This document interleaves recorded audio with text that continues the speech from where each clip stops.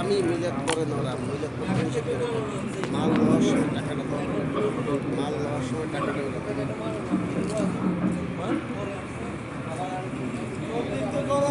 বিশেষ তবলিগ করো বুঝছেন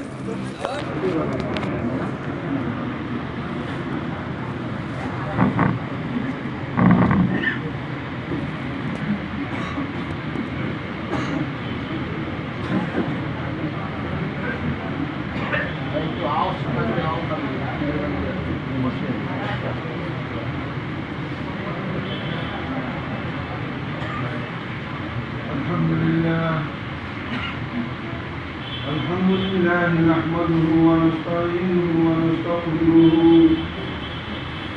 ونؤمن به ونتوكل عليه ونعوذ بالله من شرور أنفسنا ومن سيئات أعمالنا من يهده الله فلا مضل له ومن يضلل فلا هادي له ونشهد أن لا إله إلا الله وحده لا شريك له ونشهد أن سيدنا ونبينا ومولانا محمدا عبده ورسوله أما بعد فأعوذ بالله من الشيطان الرجيم بسم الله الرحمن الرحيم إن في خلق السماوات والأرض واختلاف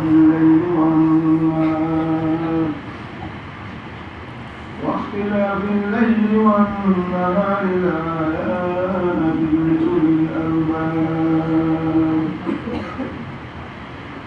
الذين يذكرون الله قياما وقعودا وعلى جنوبهم ويتفكرون في خلق السماوات والأرض ربنا ما خلقت هذا باطلا سبحانك فقنا عذاب النار ربنا إنك من تدخل النار فقد أخزيته وما للظالمين من أنصار ربنا إنا سمعنا مناديا ينادي للإيمان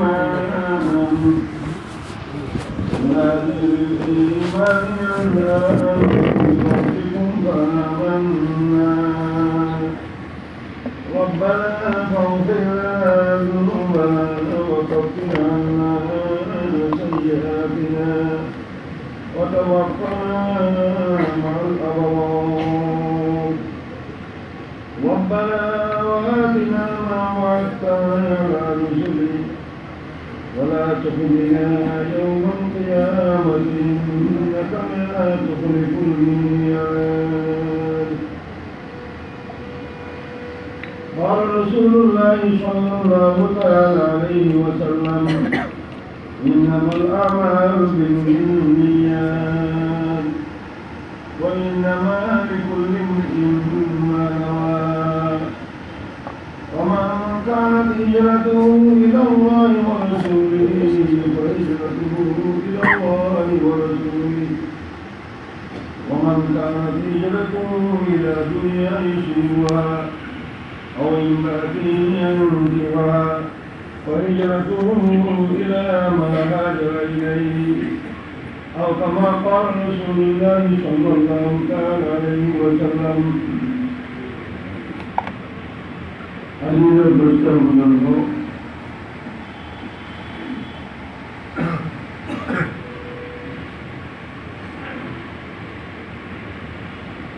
উম্মতের হাল রেখে অসংখ্য সংকটের ভিতরে দাওয়াত তাবলীগের মুবারক মেহনতের বর্তমানে যে মহাসংকট, আজকে উম্মতকে এই সংকটে টুকরা টুকরা করেছি। আল্লাহ তাআলা আমাদের সবাইকে হেফাজত করুন। আমিন।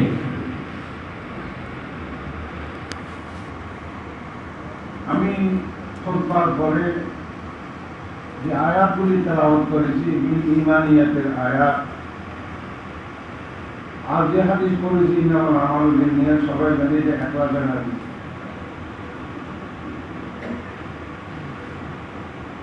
আয়াতের উপরে আলোচনা করার সময় এই কারণে নাই,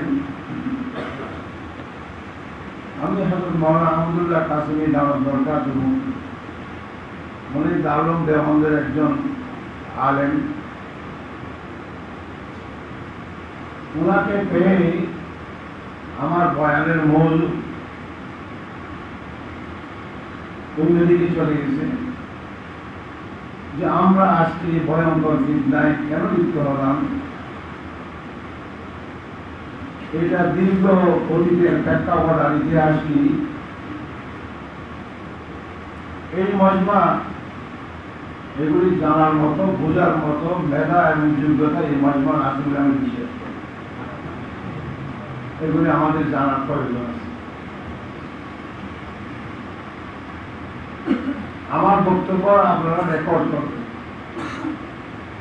হযরত ওলামায়ে কেরাম দামাত বরকাতুহুর সঙ্গে আপনারা তর্ক করবেন না, ঝগড়া করবেন না, বিয়াদবি করবেন না। ঠিক আছে ইনশাআল্লাহ? এগুলি আলহামদুলিল্লাহ আমাদের করেছেন। আমরা একরাম করব, এহতরাম করব, তাজিম করব, মহব্বত করব, দোয়া করব, খেদমত করব, জীবন শেখায়ত করব না, প্রচার করব। ওনারা মার দিলে মার খাবো ইনশাআল্লাহ।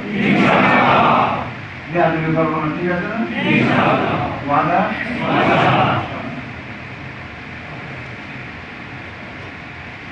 তবে ইখলাসের বিষয়ে বিগতা না বললে হয় না, এটা বড় কঠিন বিষয়। চোর, ডাকাত, খুনি, বেনামাজি ইত্যাদি ইত্যাদি কাফের মোশেক, ওদের শয়তানগুলি যত বড়, নামাজির শয়তান একটু আরো বেশি বড়,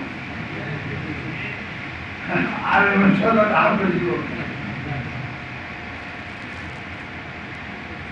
এখানে মানুষ হিসাবে এই যে আমি ওয়াদা করে যে মুসলিম করবো, এটা তো চিন্তা করবে কঠিন। মানুষ তো ঠিক না, এক তো ব্যক্তির উপরে আঘাত, আমি ব্যক্তি, আমি মানুষ, আবার দিনের উপরে আঘাত, ঠিক না ভাই? সারা জীবন মিলেমিশে ছিলাম, আজকে ভাই বিবাদ হয়ে প্রতিকর ভেঙে গেল। বাপের দিকে, বোনের দিকে, স্বামীর দিকে, স্ত্রীর দিকে, ওস্তাদের দিকে, ছাত্রের দিকে। এই অবস্থায় টিকে থাকা ইখলাসের উপরে বহুত বড় জবরদস্ত ঈমানের কঠিন পরীক্ষা। আল্লাহ তাআলা আমাদের সবাইকে খলুসিয়তের উপরে টিকে থাকার জন্য তৌফিক দান। আমিন।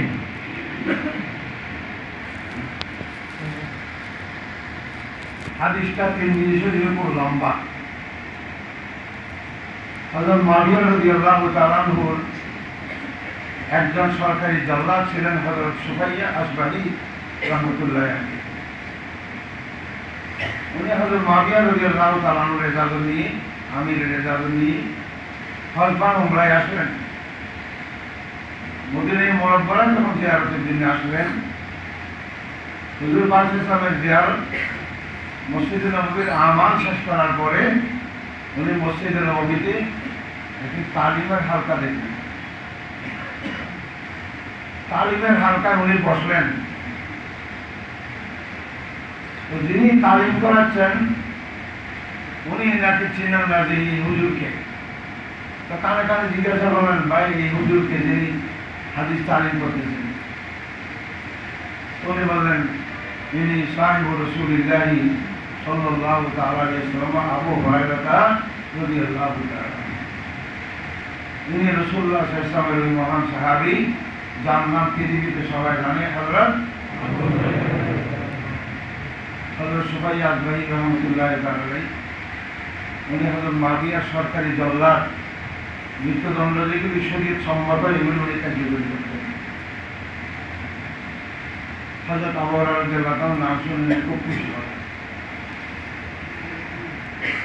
তালিমের হালকা মজমা শেষ হওয়ার পর হযরত আবু হুরায়রা রাদিয়াল্লাহু তাআলা উনি খুশিভাবে গুজারিশ করলেন, হযরত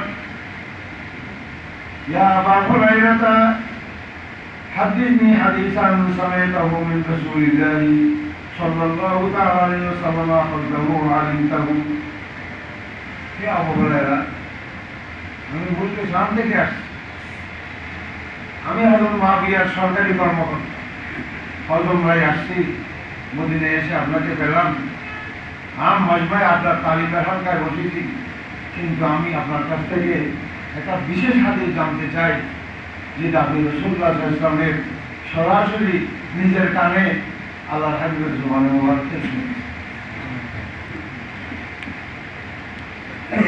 এটা বলার পরে হযরত আবু হুরায়রা রাদিয়াল্লাহু তাআলা খুব জোরে একটা নিঃশ্বাস ফেললেন, বললেন, হ্যাঁ ভাই, এই জায়গাতে যেমন মজমার পর আমি আর আপনি ছাড়া কেউ নাই, ঠিক এক সময় আমি আর মুহাম্মদুর রাসূলুল্লাহ সাল্লাল্লাহু আলাইহি ওয়াসাল্লাম ছাড়া তৃতীয় আর কেউ ছিল না। ওই অবস্থায় আল্লাহর হাবিব মুখের জবানে মোবারকে যা বলেছিলেন, আমি ইসলামে যা শুনেছি, এটা আমি আপনাকে বয়ান করব। এই বলে নাশাকা আবু হুরায়রা রাদিয়াল্লাহু তাআলা আনহু নাশাতান শাদীদাতান, খুব জোরে চিৎকার মেরে উনি বেহুশ হয়ে পড়লেন। কেন চিৎকার মেরে বেহুশ হয়ে পড়লেন? দুই কারণ। এক কারণ, মুহাম্মদুর রাসূলুল্লাহ সাল্লাল্লাহু আলাইহি ওয়াসাল্লামের ফেরাত বিচ্ছেদ দেন। ভাইরি, এই জায়গায় বসে তো আল্লাহ হাবিব আমাকে হাদিস শিখিয়েছিলেন, এর মসজিদে তো আমি উপবাস থেকে বেহুশি পড়ে থেকে আমি হাদিস শিখি। অনেকবার হযরত ওমর রাদিয়াল্লাহু তাআলা আনহু রওজাতুল জান্নাহ, আম্মা আয়েশার কামরার দরজা আর রাসূলুল্লাহর মেহরাব, এই জায়গার মধ্যে অনেক সময় আবু হুরায়রা রাদিয়াল্লাহু তাআলা আনহু ক্ষুধার কারণে উপবাসের কারণে অনেক সময় বেহুশি পড়ে থাকে।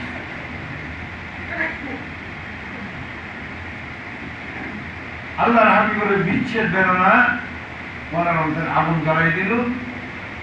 আর এই হাদিসের বিষয়বস্তুর ভয়াবহতা, হাসরের মাঠে কোরআন ওয়ালার কি অবস্থা হবে, হাসরের মাঠে শহীদের কি অবস্থা হবে, হাসরের মাঠে মসজিদ মাদ্রাসা ইতিম দানবীরের কি অবস্থা হবে, হাদিসের বিষয়বস্তুর ভয়াবহতা আর রাসূলুল্লাহ সাল্লাল্লাহু আলাইহি ওয়াসাল্লামের বিচ্ছেদ বেরোয় বরদাস্ত করতে না পেরে ওই জোরে চিৎকার মেরে ওখানে বেহুশ করে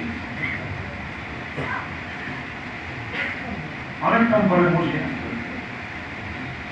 আবার বলে, হ্যাঁ ভাই, এই জায়গাতে বসে আল্লাহর হাবিব নিজের জবানে মোবারকে যে হাদিস বলেছিলেন, আমি ইসলামে শুনেছিলাম, ভালোভাবে আমার প্রতিটি অক্ষর স্মরণ আছে, ওই হাদিসটা আমি আপনাকে বলবো। এই বলে আবার যদি চিৎকার মারে আবার বেহুশ করি, আবার বসে আসবেন অনেকক্ষণ পরে, আবার একটু কথা বলেন, আবার বেহুশ করি। মন হযরত আবু হুরায়রা রাদিয়াল্লাহু তাআলা আনহু এই হাদিস বয়ান করার আগে জোরে চিৎকার মেরে 3 বার বেহুশ হয়ে আল্লাহর হাবিবের ফেরাত বিচ্ছেদ এবং আলেম কারি হাফেজ মুফতি মাওলানা মুহাদ্দিস সাহেব ইত্যাদি ইনাদের ভয়াবহ পরিণতি আসলে মাঝে বিনা হিসাবে জাহান্নামে যাওয়া, শহীদকে বিনা হিসাবে জাহান্নামে যাওয়া, দানবীরকে বিনা হিসাবে জাহান্নামে যাওয়া, এই ভয়াবহতা 3 বার বেহুশ এরপরে উনি স্থির হয়ে হাদিস বর্ণনা করলেন যে রাসূল পাক সাল্লাল্লাহু আলাইহি ওয়াসাল্লাম এই জায়গাতেই বসে আমাকে বলেছেন, আল্লাহ তাবারক ওয়া তাআলা সর্বপ্রথম কোরআন ওয়ালাকে ডাকতেন। যে আগে ডাকতেন কোরআন ওয়ালা মানে হাফেজ, কারি, আলেম, মাওলানা, মুফতি, মুহাদ্দিস, মুফাসসির, শেখুল হাদিস, খতিব, বক্তা, এরাই তো কোরআনওয়ালা। এরা কোরআনওয়ালা না? জানে। বান্দা, আমার সবচেয়ে বড় নিয়ামত দুনিয়া আখিরাতে, পুরোটার মান থেকে কোটি কোটি গুণ বড় আমার কোরআনের এই নিয়ামত তোমাকে দিয়েছিলাম। আমৃতা বিহা, আমার সেই নিয়ামত নিয়ে তুমি কি করছি? তো মৌলানারা তো মুফতি মুহাদ্দিস মুফাসসিররা তো পড়ে দিতে হবে, আমার সামনে পড়ে দিতে হবে। রব্বুল আলামিন সারা রাত তোমার কোরআন তেলাওয়াত করতাম, সারাদিন তোমার কোরআন প্রচার করতাম, ফিটা খোদা তোমাকে পাওয়ার জন্য। আল্লাহ তাআলা বললেন, কাযাবতা হে কোরআনওয়ালা, মিথ্যা বলছো। তুমি সারা রাত কোরআন তেলাওয়াত করেছিলে, সারাদিন কোরআন প্রচার করেছিলে। লিয়াকালাহু কারিউন, তুমি বড় আলেম, তুমি বড় খতিব, তুমি বড় বক্তা, বড় শেখালি, বড় বিশাল, দুনিয়াতে তোমার খুব প্রচার হবে। তখন কিলা দুনিয়াতে তুমি সবচেয়ে পেয়ে সুমমিরানি তুই সব আলাদা ইরানা ফেরেশতাদের হুকুম করা হবে, তারা আর কোনো আমলনামা খুলবে না। কয় কোটি টাকা নামাজ পড়ছে, কয় শতবার হজ করছে, কয় হাজার খুতবা দিছে আর ওয়াজ করছে, কয় লক্ষ কিতাব লিখছে, কোনো আমলনামা করবে না। কোনো আমলনামা করা ছাড়া, কোনো হিসাব ছাড়া সর্বপ্রথম এই কোরআনওয়ালাদেরকে জাহান্নামে দেবে। এদেরকে দিয়ে জাহান্নামের ইন্ধনের সূচনা করা।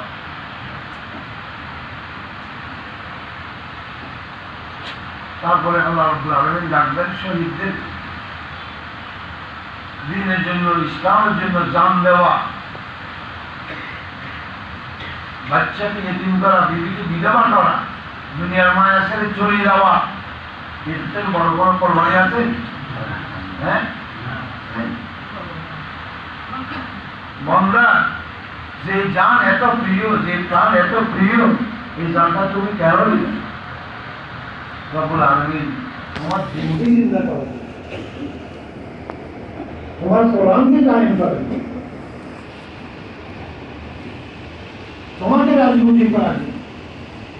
আল্লাহ বলেন, বান্দা কাযাবতা, তুমি মিথ্যে বলছো, তুমি এগুলি করেছিলে। তুমি বহু বড় বিশাল ইসলামের মহান যোদ্ধা, বহুত বড় বাহাদুর। এভাবে তুমি বিবিকে বিধবা করেছো, বাচ্চাকে ইতিম করেছো, দুনিয়া দিতে প্রচার হবে, নাম হবে তোমার, মনে মনে ভিতরে ভিতরে অন্তর অন্তর তোমার নিয়ে চলে এটা তোমার কিলা, দুনিয়াতে তোমার অনেক প্রচার হবে। এখানে আমার কাছে আর কিছু পাওয়ার নাই, তাদের হুকুম হবে, তার আর কোনো আমলনামা দেখা হবে না। বিনা হিসাবেই ওর চেহারা মাটির উপরে ফেলে পুকুরের মতো শেষ হয়ে তাকে জাহান্নামে দেবে। তার ভিত্তিকে ডাকবে, মসজিদ মাদ্রাসা, দান, খয়রাত, যাকাত, সদকা, ফিতরা, গরিব দুঃখী, বিধবা, ইতিম, মিসকিন, রাস্তাঘাট, হাসপাতাল, বাদ নাই দান খয়রাতের কাজ করে। ডাকবে, আসো, মার তো বহু বড় নিয়ামত, এই নিয়ামত দিয়ে কি করছো? রব্বুল আলামিন তোমাকে পাওয়ার যত রাস্তা ছিল মা খরচ করে সব লাইনে জীবনের সব অর্থ সম্পত্তি যাচ্ছে তোমাকে খুশি করার জন্য, তুমি আল্লাহকে পাওয়ার জন্য। আল্লাহ বলতে কাযাবতা, বান্দা তুমি মিথ্যা বলছো, তুমি যে আমার জন্য তুমি করেছো। লিয়াকালাহু জাওয়াদুন, তুমি বহু বড় দানবী, তুমি বহু বড় সখী, এটা ছিল তোমার মনে মনে নিয়ে যেটা প্রধান হওয়ার। ফকত কিলা দুনিয়াগুলো পেয়ে গেছ, এখানে পরকালে তোমার জন্য পাওয়া যাবে। দোস্ত, একদিন, 3 দিন, 1 চিল্লা, 3 চিল্লা, সাল, সব গুজারি, জীবন, সবল, মেহনত, কষ্ট, কোরবানি, এগুলোর উপরে যেন আমাদেরকে পিছনে শয়তান এবং নকশা চোরা হয়ে পরকালের জন্য আমাদেরকে ধ্বংস না করে। সদা সর্বদা ঘুমিয়ে চেতনে নিয়তের ইস্তেহজার, নিয়তের মুহাসাবা, কদমে কদমে নিয়তের মুহাসাবা। আমার নিয়ত সহি আছে, আমার নিয়ত সহি আছে, আমার নিয়ত সহি আছে, আমার কোনো শয়তানি বাড়েনি, আমার কোনো নকশাই পাইলনি, আমি কোনো নামের জন্য করতেছি না, আমার ভিতরে কোনো হজম আসবে কিনা, আমার ভিতরে খিদে আসবে কিনা, আমি কোনো আল্লাহ থেকে শুনি গেলাম কিনা। দিনওয়ালারা বহুত বড় জবরদস্ত খতরায়, বেনামাজির তুলনায়, খুনির তুলনায়, শরাবির তুলনায়, জেনা কর্মওয়ালার তুলনায়।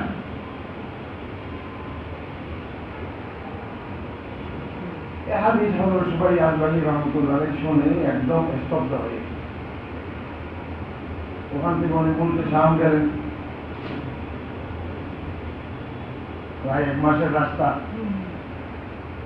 ওর বা গোড়াচা, তার গোড়াচুয়ারি নেই, ওরা রাষ্ট্রীয় কর্মকর্তা হলেও ট্রেন নেই, রেল নেই, বাস নেই, কার নেই, ওটার গোড়াচার কিছু নেই। 1 মাস লেগেছে। উনি পয়সার কারণে হযরত মুআবিয়া রাদিয়াল্লাহু তাআলা আনহু নিজের মজলিসের সমস্ত কর্মকর্তাকে ডাকছে, ওনার হজ এবং ওমরার কাজগুলি শোনেন। এত কিছু উচ্চ কর্মকর্তা নয়, একজন সরকারি জল্লাদ নিজের যিনি কার্যকরী করে। সব সরকারি দায়িত্বপ্রাপ্ত একবারে মুদিন নাজির, আমরা বিভিন্ন প্রদেশের গভর্নর সব আসছে কাজগুলি শুনতে। কাজগুলোর মধ্যে হযরত সুবাই আজবানী রাহমাতুল্লাহ আলাইহি হযরত আবু হুরায়রা রাদিয়াল্লাহু তাআলা আনহু 3 বার বেরোসিয়ে পড়া এবং রাসূলুল্লাহ সাল্লাল্লাহু আলাইহি ওয়াসাল্লামের 3 শ্রেণীর কোরআনওয়ালা শহীদ এবং তানবীরের নিয়ত ভালো না থাকলে, নিয়ত দুরুস্ত না হলে, একমাত্র আল্লাহই রাজি কাজে নিয়ে ওটা না থাকে, আল্লাহ তাবারক ওয়া তাআলা সব দুরিশ্বাস করে দিয়ে বিনা হিসেবে কিভাবে ভয়াবহভাবে জাহান্নামে আল্লাহ ফেলবেন, এটা বয়ান করলেন পুরা মজমার। এই হাদিস শোনার পর হযরত মুআবিয়া রাদিয়াল্লাহু তাআলা কাঁদতে আরম্ভ করলেন, কাঁদতে আরম্ভ করলেন, কাঁদতে আরম্ভ করলেন, কাঁদতে আরম্ভ করলেন, কাঁদতে আরম্ভ করলেন। পুরা মজমার মজলিসের সমস্ত কাজের স্তব্ধ। কার কান্নায়? হযরত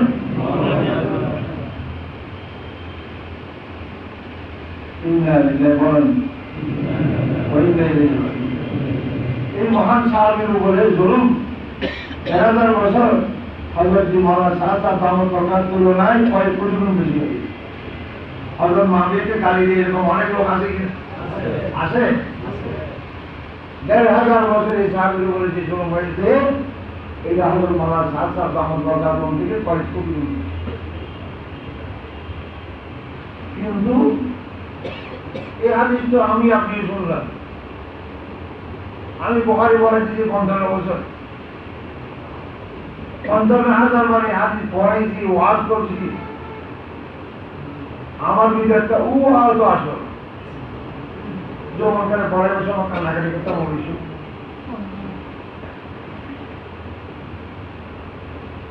তাই উনি আল্লাহ রাব্বুল আলামিনের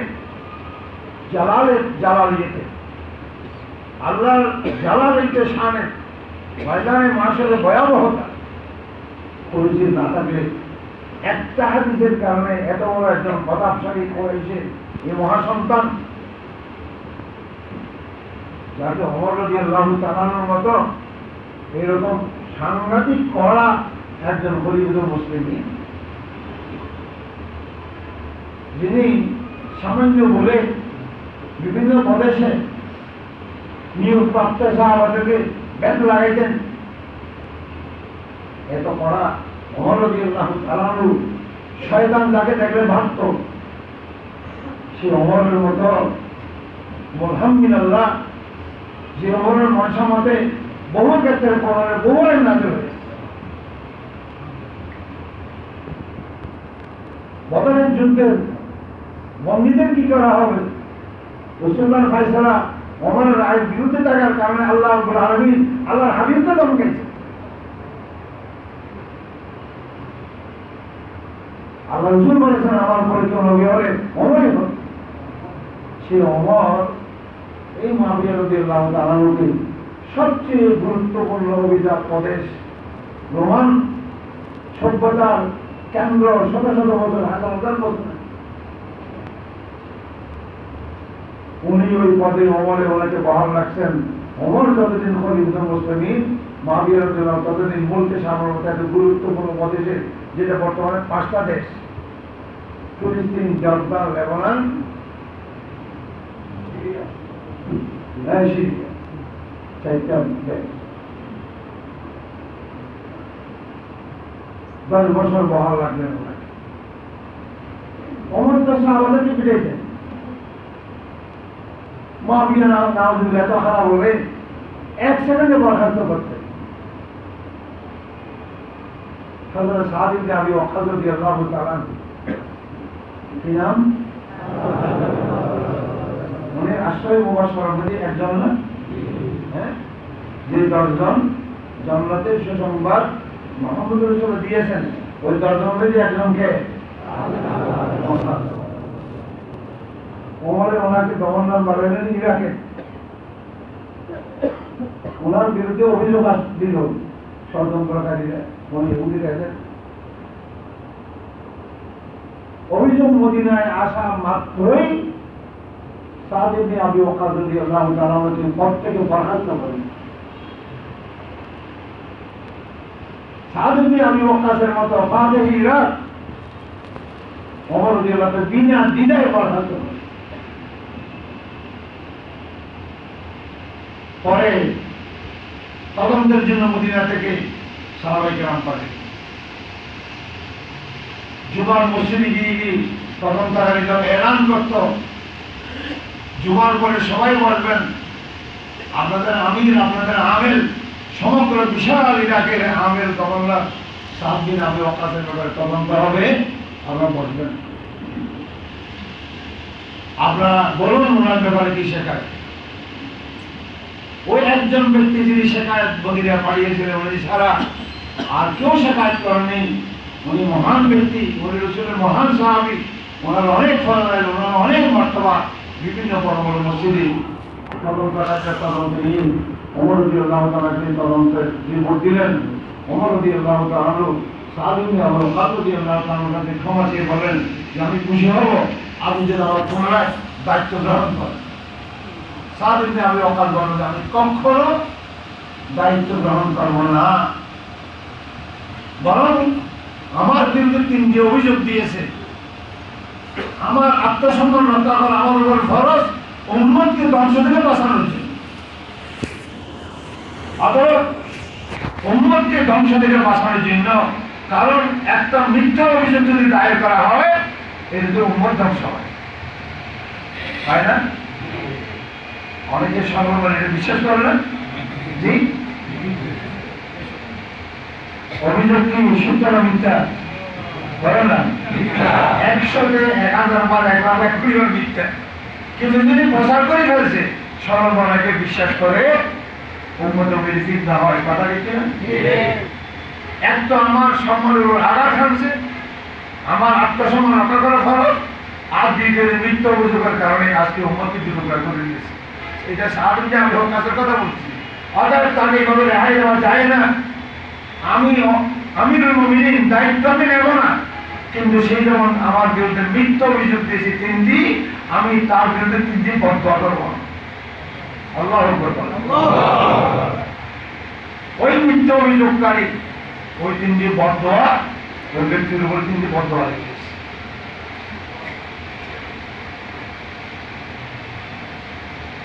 মুসলিম বন্ধুরা, ওলামায়ে কেরাম পায়ে ধরে বলছি, কলমের চুলো খেয়ে বলছি, হযরত মাওলানা সাদ সাহেব দামত বরকাতুহুম কেউ বলতে পারবো না আপনাদের এই রকম জুলুমের পরেও আল্লাহর আরশ থাকবে, আসমান জমিন ছেড়ে যাবে, চন্দ্র সূর্য ছারখার হয়ে যাবে, জঘন্য ধর্মতার মিথ্যা বেয়াদবি বাংলাদেশে হচ্ছে যেটা সারা পৃথিবী কোথাও হচ্ছে না। হাজারজির কলিজা মানার কথা কিনা বলেন না? মুখ থেকে জবান থেকে এক শব্দ এই পর্যন্ত বের করছে, কিন্তু উনি মানুষ তো রাজি ফেরেশতা, মুখ না করলেও ওনার কলিজা মারছে কিনা? কলিজা মারছে। আমাকে গালি দিচ্ছি এই কারণে না, কলিজা মারছে আল্লাহর হাবিবের উম্মত তো বাদ হয়ে গেল। এই জন্য কলিজা মারছে। কথা দিচ্ছে না?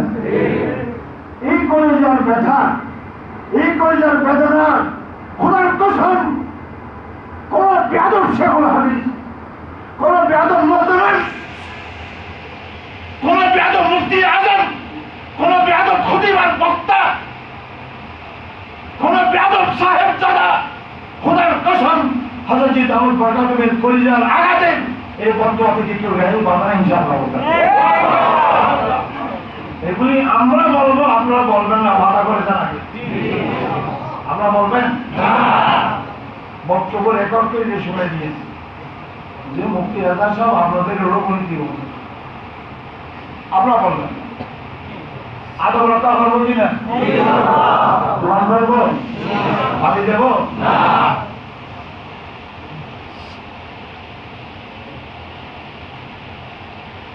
ওলামায়ে কেরাম পায়ে কুড়াল মারছেন। আমি 1 বছর তাগিদ করেছি। আমি তো দামি ছাত্র না। তোমরা বলবা তোমার ভিতরে কি করে অহংকার আছে, যাই বলো। আলহামদুলিল্লাহ হযরত মাওলানা তৌফিক ইসমাইল সাহেব দামাত বরকাতুহু যে বুঝে বিষয়টা বুঝতে 5 মিনিট লাগে, আলহামদুলিল্লাহ সেটা আমি 2 মিনিটে বুঝলাম।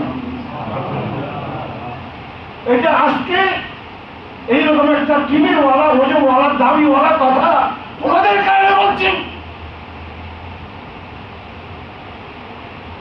হযরতজি কি বলেছেন, দেওয়ান কি অভিযোগ উত্থাপন করেছে, হযরতজি কি রুজুনামা দিয়েছেন, 1 বছর তাকিদ করেছি। এটার জন্য আমার 1 বছর তাকিদের বিষয় না, এটার জন্য তাকিদের বিষয় আমার 3 দিন যথেষ্ট হবে। তারপর তাকিদ করছি কতদিন?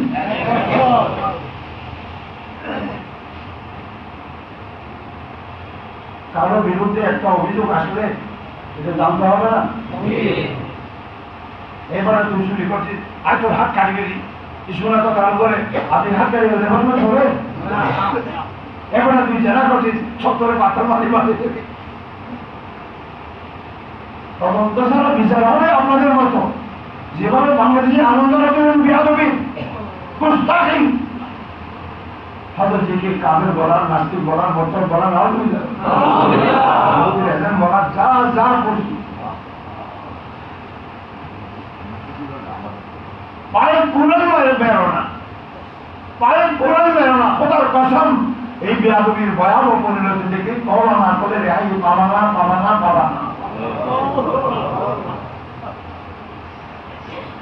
আল্লাহ খুনকে মাফ করে, আল্লাহ বেয়াদবকে মাফ করে।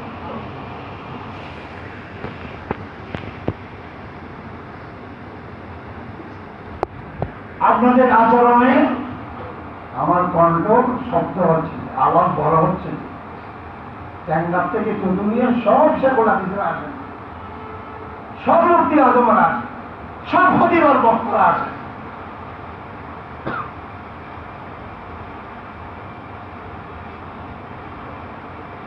আমি হযরতজিকে গত জুমার আগের জুমায় আমাদের মুরব্বীরা যাচ্ছে একটা চিঠি, একটা ব্যক্তিগত প্রতিক্রিয়া, ওই চিঠি কেন দিলাম? হ্যাঁ, হযরতজি হয়েছেন ইহুদি আর আমি হইলাম পাগল। এখন শুনলাম মাওলানা আহমদুল্লাহ কাসিমের আগে পাগল হবে। আলহামদুলিল্লাহ, পাগল খেতা পাওয়া এইটা কার কথা? মুহাম্মদুর রাসূলুল্লাহ। কোরআনে বহু জায়গায় আছে না, কাফের মুশরিকরা রাসূলুল্লাহকে কি বলতো? এটা বোঝা যায়। আমি আর আহমদুল্লাহ সাহেব পাগল খেতা পাইছি। আলহামদুলিল্লাহ, কসম খোদা, আমরা 101 পরিবার আমরা 70 উপরে আছি।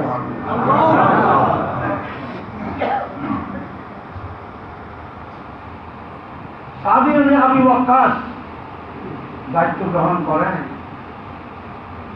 হযরত ওমর সহ কিয়ামত পর্যন্ত মুসলমানকে শিক্ষা দিলেন, ওই অভিযোগকারী বিয়াদবের কারণে উম্মতের ভিতরে যে ফিতনা আসছে তাকে আমি রেহাই দেব না, তার জন্য আমি 3টা বদদুয়া করব।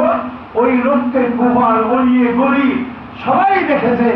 আশা বহু দাওয়াতু সাদিন, এই লোকের এই অবস্থা কেন? কুকুরের মধ্যে জিব্বা লম্বা হয়েছে কেন? ওইগুলি তার দিল কেন? সবাই বলে এই লোকের উপরে বদদুয়া রাখছে। কার? হযরত সাদ ইবনে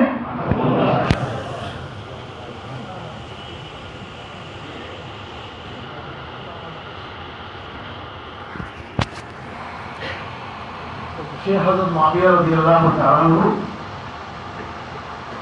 ওমর সাদ ইবনে আবু ওয়াক্কাসকে বরখাস্ত করতে 2 সেকেন্ড দেরি করলেন। খালিদ বিন ওয়ালিদ পৃথিবীর কোন জাতির কোন সেনাবাহিনীতে এত বড় একজন মহাযোদ্ধা জেনারেল পৃথিবীর ইতিহাসে কোন জাতির মধ্যে আছে? কোন সেনাবাহিনীতে আছে? পারস্য বিজয়ের এক যুদ্ধে একদিনেই 70টি তলোয়ার ভেঙে চুরমার হয়ে গেছে। কাফেরদের বাহিনী ছিল 70,000। মুসলমান যোদ্ধাদেরকে ডাক দিলেন 70,000-এর মোকাবেলায় আল্লাহর দ্বীন দুনিয়াতে জিন্দা করার জন্য 70 জন আল্লাহর বান্দা আমার ডাকে সাড়া দেবো, আসুন। 70,000-এর বিরুদ্ধে খালিদ বিন ওয়ালিদ যুদ্ধ চালালেন। 70,000-এর বিরুদ্ধে কয়জনকে? একদিনে তরবারি মারলেন কয়টা? এই বীর মহাসেনানায়ক ওমর দেখলেন যে উম্মতের হয়তো ঈমান নষ্ট হচ্ছে, যে খালিদের কারণেই বিজয় হচ্ছে।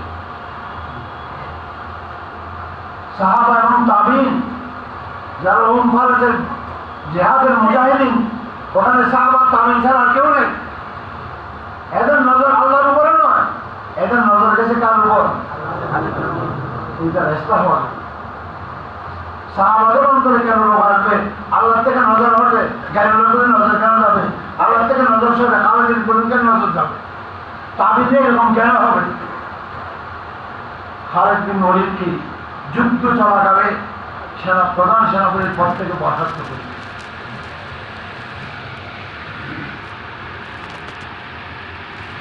দ্রুত ঘোড়ায় দ্রুত পয়গাম চিঠি পৌঁছাইলেন যে দ্রুত ঘোড়া চালিয়ে যখন দেখবা খালিদের তরবারি শুধু কাফের কল্যাণ হয়েছে, ওই অবস্থায় চিঠি হযরত আবু উবাইদা রাদিয়াল্লাহু তাআলার হাতে পৌঁছাইবা যে আমার অধীনে যে খালিদ বিন ওয়ালিদকে আমি যুদ্ধ চলাকালে আমি বরখাস্ত করলাম প্রধান সেনাপতির পদ। আবু উবাইদা রাদিয়াল্লাহু তাআলা যুদ্ধ চলাকালে চিঠি করে পড়লেন, আমিরুল মুমিনিন খলিফা বিন মুসলিম লিখছে প্রধান সেনাপতি বরখাস্ত খালিদ বিন ওয়ালিদ। এই চিঠি যদি জারি না করে আবু উবাইদার বেতের বাড়ি ঘামে ওমর। চিঠি জারি করলেন যুদ্ধ চলাকালে খালিদ বিন ওয়ালিদের কানে কানে গিয়ে বললেন, খলিফা বিন মুসলিমের চিঠি আসছে, আপনি প্রধান সেনাপতির পদ থেকে বরখাস্ত, সাময়িকভাবে দায়িত্ব আমাকে নিতে বলছেন। হযরত ওমরে হযরত খালিদ বিন ওয়ালিদ রাদিয়াল্লাহু তাআলা নিজের নকশা দাওয়াতের সাথী গাইলা, যদি ভুল করি আশা খাবো খুলে দিচ্ছিও আমার পরিণতি আপনার প্রতি মারাত্মক হবে, স্বাভাবিক বাবা তো আমার আপনার পরিণতি হবে। আমি যদি 100 চিহ্ন দিতে পারি, যদি নকশের ফেরবে করি, কথা নেই, আমি 3 চিহ্নওয়ালা, আমি সালওয়ালা, আমি এমন কোরবানিওয়ালা, নকশা যদি আশা দিতে পারে পরিণতি স্বাভাবিক থেকে খুনির থেকে ভয়াবহ হবে।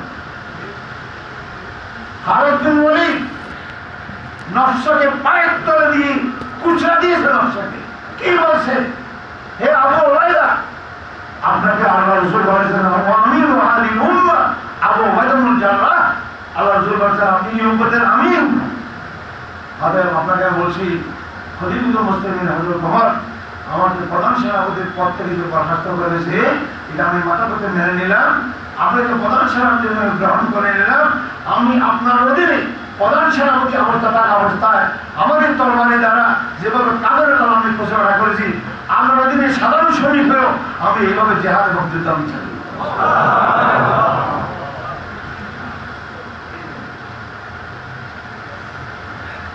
হযরত ওমর রাদিয়াল্লাহু তাআলা পিছনে আবার গোয়েন্দা বাড়াইছে, এই হুকুম নামা জারি করে পিছনে কি বাড়াইছে? গোয়েন্দা। কিসের তদন্ত? আমার চিঠি কিভাবে জারি হবে, প্রকাশ্য জারি হলো না গোপনে জারি হলো? তদন্তে দেখা গেল এই চিঠি জারি হয়েছে কিন্তু প্রকাশ্য নয়। কিভাবে জারি হয়েছে? গোপনে। আবু বয়দার খালেদ বিন সালাহ আর কেউ জানতে পারবে না। যখন এই গোয়েন্দাদের তদন্তের রিপোর্ট আসলো মদিনায়, হযরত বেলাল রাদিয়াল্লাহু তাআলা আনহু বললেন, হাবশী কালো কুশরি শিন উচ্চারণ করতে পারে না, আশহাদু আল্লা ইলাহা ইল্লাল্লাহ বলে, আশহাদু আন্না মুহাম্মাদুর রাসূলুল্লাহ।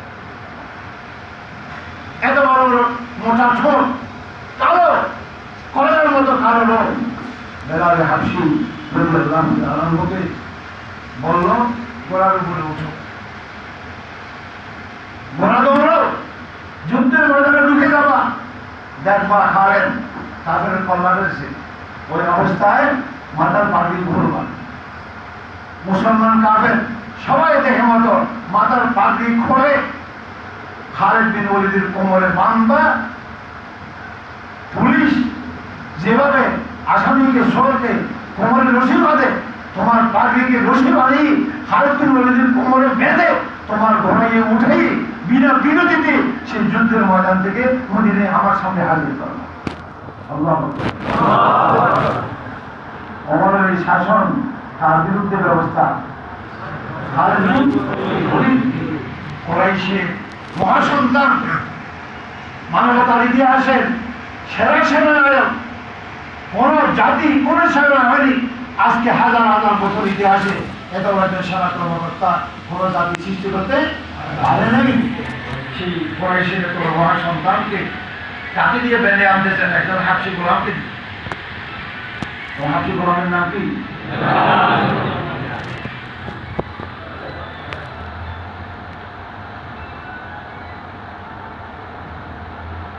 সাহাবায়ে কেরাম রাদিয়াল্লাহু তাআলা। এক সেকেন্ড, এক মিনিট ঈমানের হালতে আল্লাহ রাসূলকে দেখছেন, এদের জন্য জান্নাত হয়নি। দুনিয়ার কোন মুসলমানের কোন অধিকার নাই ওদের ব্যাপারে ছোট খোলা মুখ খোলা। বুঝে আসেন? খবরদার। আল্লাহ তাআলা সাহাবায়ে কেরামের আজমত, আকীদত, ভক্তি, সত্তা, ফাজাইল সামনে রেখে আমাদেরকে মওতের জন্য ঈমানী জীবন যাপন করতে হবে। আমিন। হযরত মুআবিয়া একটা হাদিস শুনে কাঁদতে আরম্ভ করলেন। মসজিদ বারহাম হয়ে কাঁদতে কাঁদতে কাঁদতে কাঁদতে কতক্ষণ কাঁদছেন, সবার আশঙ্কা, এইভাবে কাঁদতেন সবার আশঙ্কা যে আমাদের তো আমিরুল মুমিনিন হয়তো ইন্তেকাল করবেন। আল্লাহু আকবার। যাই হোক ভাই, দোস্ত বুজুর্গ,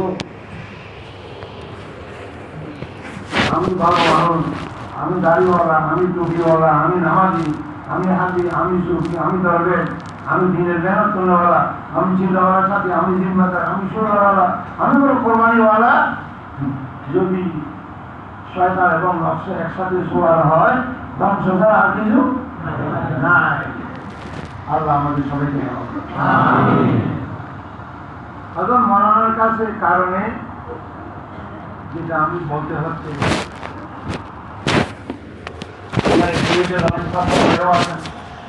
বেশিরভাগ পুরানা অনেক বড় মাইকারাও আছেন। অতএব এই যে আজকে উম্মত দুটুকরা হয়ে ধ্বংসের পথে, প্রায় 70-80 বছরের, প্রায় 80 বছরের কিছু বেশ কম, এই মোবারক আজিম মেহনত হযরত মাওলানা রাহমাতুল্লাহ তাআলা রেখে যাওয়া, যেটা পৃথিবী ঘরে ঘরে পৌঁছেছে, গলিয়ে গলিয়ে পৌঁছেছে, আজকে সেটা টুকরা টুকরা। আজকে এই আঘাত কেন আসলো? এই প্রেক্ষাপট, এই ইতিহাস আপনাদের জানা থাকা দরকার, বোঝার জন্য। নিজের ছোট ভাই না বুঝে তাকে বোঝার জন্য। কিন্তু আমার বেয়াদবিদের বাপকে বোঝাইতে চাইছেন না। বাপকে বোঝাবেন শাসাকে দিয়া, বাপকে বোঝাবেন বাপের বন্ধুকে দিয়া, মাওলানা আব্দুল মালিকের মতো বেয়াদবি করবেন না।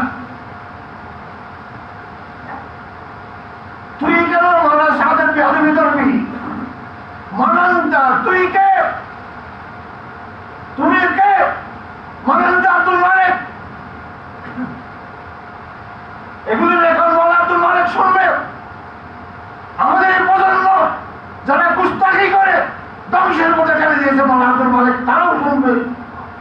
মোল্লা আব্দুল মালিককে বলার অধিকার আছে। মোল্লা আব্দুল মালিকের ওস্তাদ হযরত আল্লামা বিসমানি দাওয়াত বরকাতুহুর এই দোস্তের সারা জীবনের এই বন্ধুর এজাহার ইসলাম। তুমি কেন মৌলানা সাহেবের মুসলিম হয়ে গেলা? তুমি যখন এত বড় আল্লামা হযরতজির সমস্ত গুণগুলি ধরে এগুলো কোরআনে লেখে সুন্দর করে হযরত মাওলানা বিসমানি সাহেব দাওয়াত বরকাতুহুকে পাঠিয়ে দেয়। হযরত দেখেন মৌলানা সাদ সাহেবের কারণে ইসলাম ধর্ম শেষ, দিন দুনিয়া সব শেষ।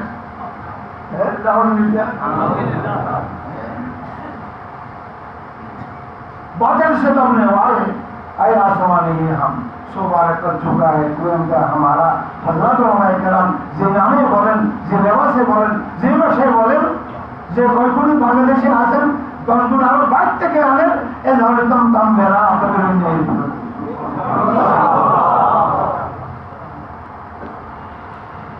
বেয়াদবি করবা না। আল্লাহ তাআলাই আমাকে পাঠিয়েছেন ইস্তেমার মাঠে। আল্লাহ রসুল আমাকে পাঠিয়েছেন, হযরত খিজার ইসলাম আমাকে পাঠিয়েছেন। আমার কাজ কি 3 চিল্লা 7 চিল্লা 1 সাল আমি কোরবানি ওইটা না। আমার কাজ হলো কি, আল্লাহ আমাকে দায়িত্ব দিয়েছে গ্যার গ্যার করে ওই যে ফায়ার ব্রিগেড গাড়ি আনিয়ে আগুনের মধ্যে একটু পানি ছিটানো।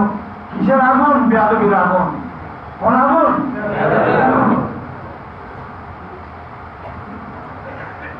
আর একটু ফার্স্টে একটু মলম টলম দেওয়া, এই দুটো আমার কাজ। পানি ছিটানো আর ওষুধ দেওয়া। এখানে আলহামদুলিল্লাহ বেশিরভাগ শিক্ষিত, 2-1 সময় আরো অন্যান্য স্কুল কলেজে বেশিরভাগ পুরানার সাথে, দায়িত্বহীন সাথে, কোরবানিওয়ালার সাথে। এবার আমি হযরত মাওলানা আহমদুল্লাহ কাদরী সাহেব দাওয়াত বরকাতুহু, উনি দারুল দেওবন্দের ছাত্র, দারুল দেওবন্দের আলেম। আল্লাহ তাআলা দয়া করে মেহেরবানি করে আল্লাহ ওনার দীর্ঘ ইস্তেখারার পর আল্লাহ ওনাকে হওয়া উপযুক্ত করেন। আমিন। বিষয়টা ছিল আমাদের যারা আসল বুজুর্গ ছিলেন হযরত শেখুল হিন্দ মাহমুদ হাসান দেওবন্দি, নাম বলেন।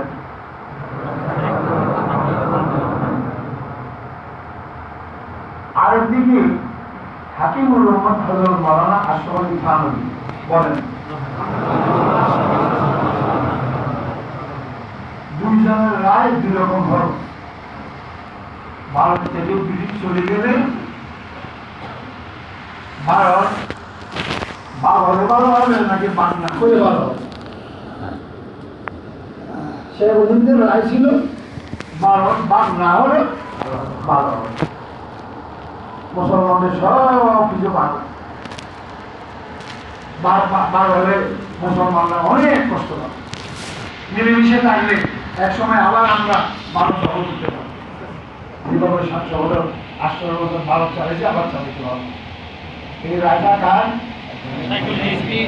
শেখুল হিন্দ হযরত মাওলানা মাহমুদ হাসান দেওবন্দি। শেখুল হিন্দ হযরত মাওলানা মাহমুদ হাসান দেওবন্দি।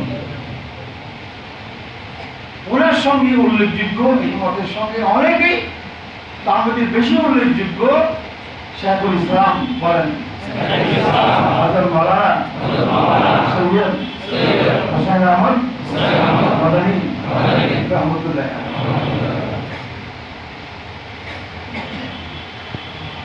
এই দুইজন মত পেশ করলেন ভারত বাংলা হলে ভালো হবে, ব্রিটিশ চলে যাওয়া, মরিজিলেও যাওয়া। হযরত শেখুল হিন্দ মাহমুদ হাসান দেওবন্দি হাকিমুল উম্মত হযরত মাওলানা আশরাফ আলী থানভী রাহমাতুল্লাহ আলাইহি ওস্তাদ, আর হযরত মাওলানা হোসেনুল মাদানী হযরত মাওলানা আশরাফ আলী থানভী থেকে বয়সে প্রায় 10-15 বছর ছোট। তো শেখুল হিন্দ মাহমুদ হাসান দেওবন্দি ওস্তাদ বলেও আল্লাহ তাআলা ওনার দিনের ভিতরে যেটা রাখছে উনি মুক্ত উচ্চারণ করছেন যে বিদেশ ওরা খ্রিস্টান, ওরা চলে গেলে ভালো যেটা ভালো হওয়া দরকার।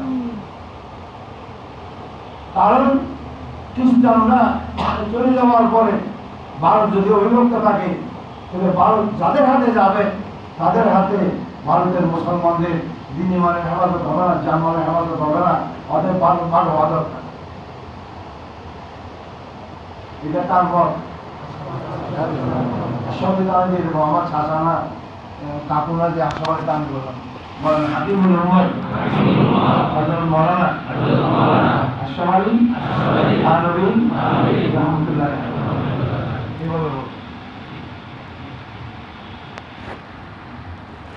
নিঃসন্দেহে দরজা নিয়ে চলবে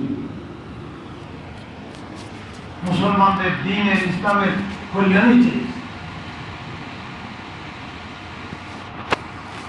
তো আমি এটাকে আবার একটু ছাত্রদেরকে বলার সময় এখানে যারা কলেজ তাদেরকে এরকম যোগ্য ছাত্র ভাইকে একটু হাসি রক্ষা করে বলি যে আল্লাহ তারা কাছে শেখ হলিম গেছে, আল্লাহ তুমি বিদেশ চলে গেলে ভারতটাকে পাক করে দিও না, মুসলমান কষ্ট করবে। এটা শুধু আশাবাদ তাহলে গেছে আল্লাহর কাছে, আল্লাহ তুমি ভারতটাকে পাক করে দিও, নইলে মুসলমানদের এখানে অস্তিত্ব থাকবে না। তো আল্লাহ তারা আশাবাদী কারণে আঠারো কবুল করছে, সেগুলো একটা মসজিদে বড় দেখা যাবে। যাই হোক, সেগুলিনের ইন্তেকাল করলেন, সেগুলিনের মতাদর্শ বহন করলেন হযরত মাওলানা হুসাইন মদনী রহমাতুল্লাহ আলাইহি ভারত বাংলা হলে ভালো। কংগ্রেসও চায় ভারত বাংলা হওয়া। দুর্ভাগ্যজনকভাবে দাওয়াতের মোজাকারায় এগুলি জীবনের কোনদিন আসলে বলতে কোনদিন আসলে কথা না, ঠিক না ভাই? আজকে এগুলি আমাদেরকে ঘরে আগুন কি গ্যাস সিলিন্ডার থেকে ধরলো নাকি নাকি কিসের পোড়াও কেমিক্যাল পোড়াও থেকে, এটা জানা দরকার আছে কিনা? এগুলো মোজাকারা করা আমার ভালো লাগছে না এগুলি বলতে। এখানে হযরত মদনী রহমাতুল্লাহ আলাইহি জমিয়তুল উলামা গঠন করে এর সভাপতি হলেন মাওলানা আবুল কালাম আজাদ, শেখ হলিম, মাওলানা ওলাইউল। ভারতের 3 ভাগের 2 ভাগ ওলামা ভারত ভাগ না হোক এটার পক্ষে। এদিকে খানদি নেহরু সহ ওদিকে খানকায় বসে বসে মাওলানা হাফিজুল মাওলানা আশরাফ আল্লাহ ভারত ভাগ হল। ওনার কোনো দল নেই, কিছু নেই, সভা সমিতি কিছু নেই, উনি খানকায় বসে নিতে বলে বলতে বলতে বলতে ওইটা ভারতবর্ষে ছড়াই করার পরে 1906 সালে আমাদের ঢাকার নবাব সলিমুল্লাহ হযরত মাওলানা আশরাফ আলী রহমাতুল্লাহ আলাইহি ওখানে তারাবন থেকে এখানে ঢাকার আসাম মন্দিরে আনলেন। মুসলমানদের জন্য একটা কিছু দরকার। হযরত মাওলানা আশরাফ আলী রহমাতুল্লাহ শর্ত দিয়েছি যেতে পারি ভারতবর্ষের মুসলমানদের কল্যাণে, আমি এখানকার ছেলে ঢাকায় গিয়ে কষ্ট করবো 2 দিন 4 দিন 5 দিন, কিন্তু শর্ত আছে একটা, আমাকে কোনো হাদিয়া দিতে পারবা না। কি শর্ত? হ্যাঁ, আর আমরা কি শর্ত দিব যে আমার হাদিয়া কত হবে? আমার জন্য স্পেশাল প্লেনার তো নাকি স্পেশাল হেলিকপ্টার?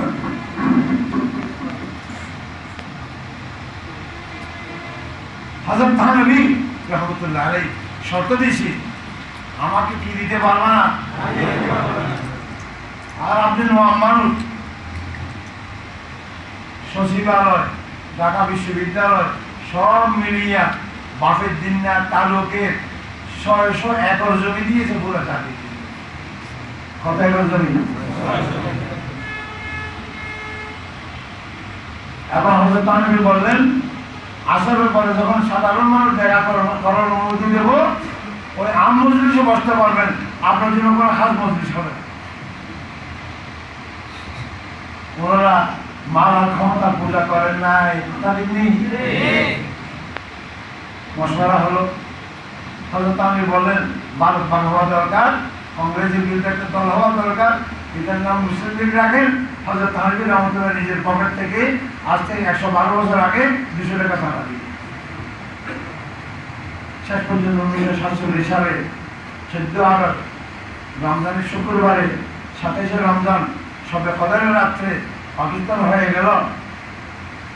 অনেক সাথী ভাইরা মোহাম্মদ আলী জিন্নাহ সম্পর্কে বলে শিয়া ছিলেন, যাই কিছু ছিলেন, মাওলানা আশরাফ আলী রহমাতুল্লাহ শফকতের কারণে, এস্তার কারণে, মুরব্বিয়ানার কারণে উনি এইটুকু নত হয়েছে, উনি যখন উনি যখন সদ্য আমার সভাপতির রাত্রে করাচি যখন রাজধানী ছিল পতাকা উত্তোলন করাইলেন, নিজে পতাকা উত্তোলন না করে হযরত আল্লামা শিব ব্রাহ্মণ স্মরণ দিয়ে পতাকা উত্তোলন ঢাকার পতাকা উত্তোলন করাইছেন। যিনি বুখারী শরীফে বড় কিতাব লিখেছেন আলাউল সুন্নাহ হযরত মাওলানা আশরাফ তার ভাগিনা হযরত মাওলানা জফর আহমদ উসমানী জানাজা পড়াইছেন মোহাম্মদ আলী জিন্নাহ হযরত আল্লামা শিব ব্রাহ্মণ উসমানী। আমি এখন ওইসব বিতর্কের দিকে যাচ্ছি না। আমাদের শেখুলের এবং হযরত মোদী ভারত বাগ চান নাই, তাহলে ভারত বাগ চেয়েছেন, ভারত বাগ হয়ে গেছে। ওইসব বুঝে কারণে নিয়ন্ত্রণ কিন্তু এক ফোনাও কোনো কিছু না, খায়ের ছিল কথা দিচ্ছিল। এইবার দারুন দেওবন্দে মোহতামিম হযরত খালিদ তৈয়ব সাহেব রহমতুল্লাহ আলাইহি, উনি হুজ্জতুল ইসলাম হযরত মাওলানা কাসেম নাদভী রহমতুল্লাহ নাতি, উনি হযরত মাওলানা আশরাফ তানভীর খলিফা। মাওলানা আশরাফ তানভী ভারত বাদশাহ হিসেবে ভারত ভাগ হয়ে গেছে। উনি তো ভারতের দারুন দেওবন্দে বসে উনি কি মুসলিম দিকে স্লোগান দিবি, পাকিস্তান স্লোগান না, উনি মনে মনে হয়তো আশরাফ তানভীর দিকে ওনার কাজ এইটা। আর ওখানে সদরুল মুদাররিসিন প্রধান শিক্ষক শেখুল হাদিস হযরত মাওলানা হাসান আহমদ মদনী রহমাতুল্লাহ আলাইহি, দুইজন দুই মেরুতি। খালিদ তৈয়ব সাহেব ভারত পার হওয়ার পক্ষে, হযরত মাওলানা হাসান আহমদ ভারত বাদ না হওয়ার পক্ষে। মজলিস শুশুরে দারুন দেওবন্দে বেশিরভাগ হইল হযরত মাওলানা হাসান আহমদ মদনীর ভক্ত। এবং পুরা মজলিস সুরা দরবারে যারা ছিলেন সবচেয়ে বেশি প্রভাবশালী ছিলেন হযরত মাওলানা হিফজুর রহমান সিহারবী, অসংখ্য প্রভাবশালী পার্লামেন্ট সদস্য ভারতবর্ষের লোকসভা। হযরত মদনী রহমতুল্লাহ আলাইহি যখন দেখলেন যে আমার নাম ভাবি, আমার কথাকে বাহানা বানি হযরত খালিদ তৈয়ব সাহেব রহমতুল্লাহর সাথে কোনো বেয়াদবি হইতে পারে, ওই জন্য উনি দেখাইলেন খবরদার খালিদ তৈয়ব সাহেব রহমতুল্লাহ আলাইহি আমার থেকে বয়স 10 বছর ছোট, কিন্তু খবরদার ওনার সাথে বেয়াদবি হইতে পারে।